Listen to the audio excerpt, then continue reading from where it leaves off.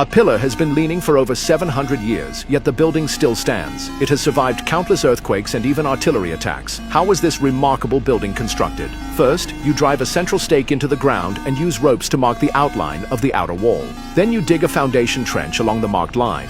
Next, you use the finest local red clay to build rammed earth walls. But before the walls are even finished, they collapse like wet tofu. You soon discover that the soil is very damp, and groundwater seeps into the foundation, weakening the walls. To solve this problem, you lay large river stones across the trench. Fill the gaps with smaller stones and compact everything firmly. Layer by layer, you build the stone foundation until it rises about 1 meter above the ground. Then you start building the earth walls again.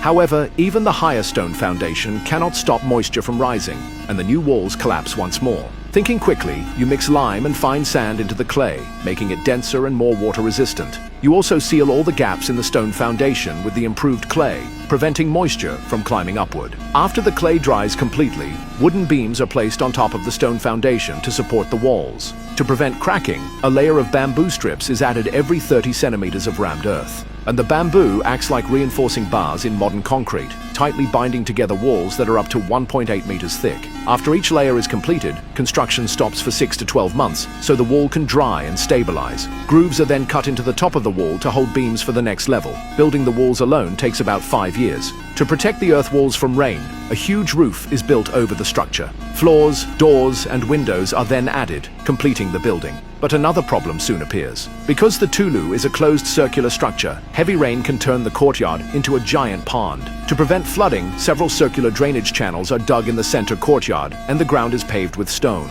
Rainwater can then flow through the channels and out of the building. At last, the Tulu is complete.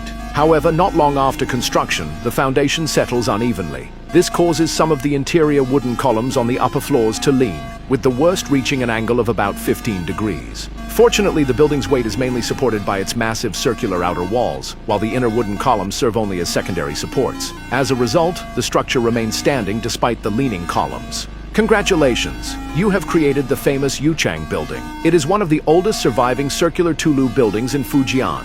Many later Tulu adopted its design, preserving over 700 years of Hakka engineering wisdom and architectural skill.